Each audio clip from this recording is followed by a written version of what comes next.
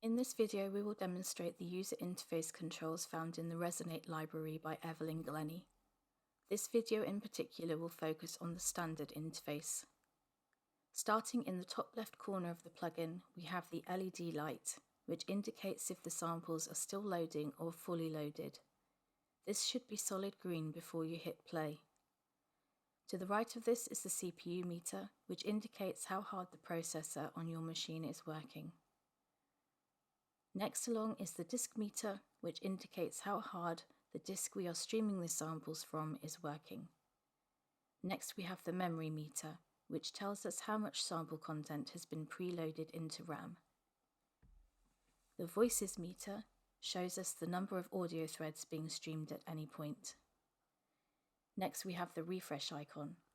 Clicking on this will refresh the individual plugin instance, whilst right-clicking will allow you to choose Refresh all loaded instances of this plugin in your project, among other options.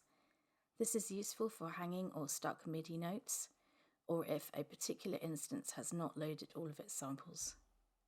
To the right of this, we have the mode switching option, which is where we can choose between the standard interface view and the grid view.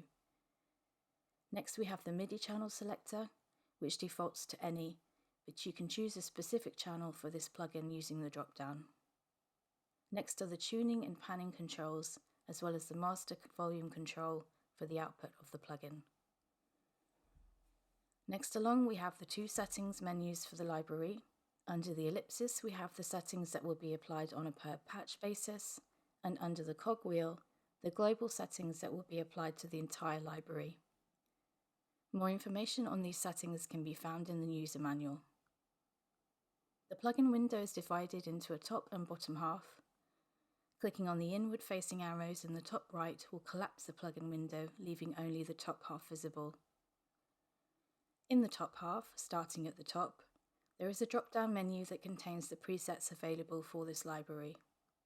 These can be filtered on the left using these group or instrument buttons, or you can apply stars to your favorites, then filter via starred.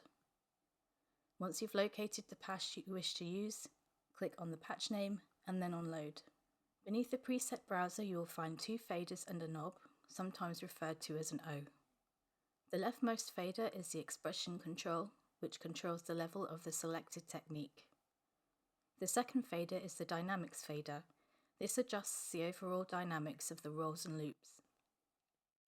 Clicking on the center of the knob will reveal further controls available for the patch.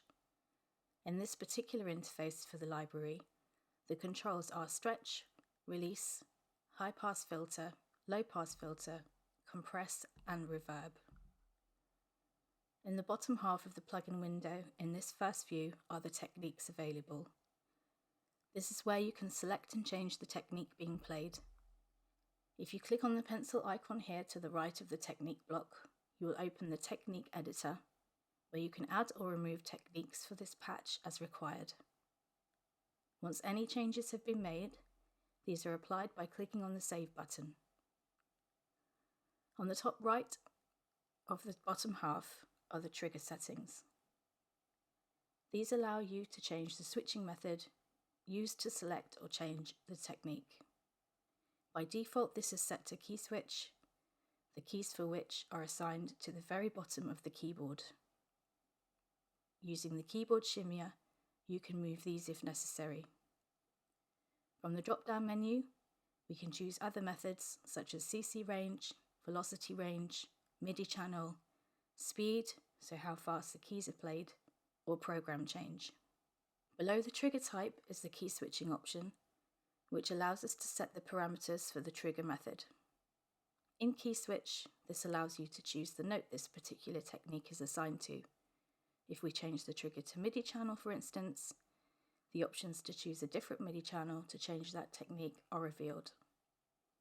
For the default key switching, we can also choose whether this is a normal method, where it switches normally between each different key, or whether it is latched, where the technique will change temporarily to the one selected and then revert back to the original.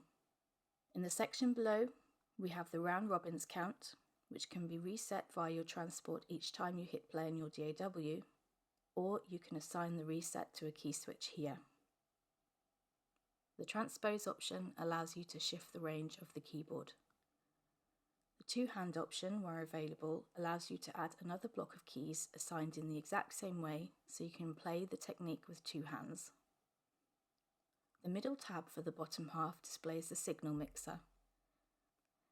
This is where you can control the levels of the preset and each technique. In the top left-hand corner, we can save a mixer preset and load a mixer preset. The advanced option, when on, shows you the individual mic positions and mixes for more advanced changes.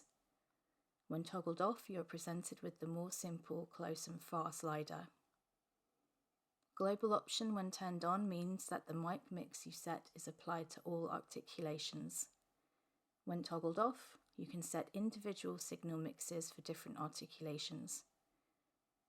You can turn on a signal by clicking the toggle button underneath the signal name and using the fader, which controls the level of that particular mic mix. We can cycle through available mic signals using these arrows. On the right-hand side of the signal mixer, you can adjust the close stereo width and panning for the close signals. We also have a left and right reverse. The FX tab reveals the FX controls available for this particular preset, which are also visible under the knob above. Stretch adjusts the overall length of the samples. Release adjusts the overall release envelope. High pass filter controls the cutoff frequency of a high pass filter. Low pass filter controls the cutoff frequency of a low pass filter. Compress controls the amount of master bus compression. By increasing compression, this decreases the threshold, with corresponding auto makeup gain applied to retain the perceived volume. Reverb controls the amount of send to the convolution reverb, and the reverb IRs are switchable in the impulse response selector here below. Once you have the patch set as needed, you can temporarily save these changes by clicking on the lock icon, which will lock out the settings to prevent any accidental changes from being made. At the very bottom of the plugin window is the piano roll. The illuminated keys show the playable range for the selected patch and technique. So that's your basic overview of the Resonate Standard Interface plugin window. If you have any questions or need any help, please do reach out to us at spitfireaudio.com/support. Thanks for watching Spitfire Clips. Let us know if it was too long, too short, too fast or too slow in the comments down below. Hit like if we answered your question and subscribe for more clips, tips, tricks and exclusive Spitfire content.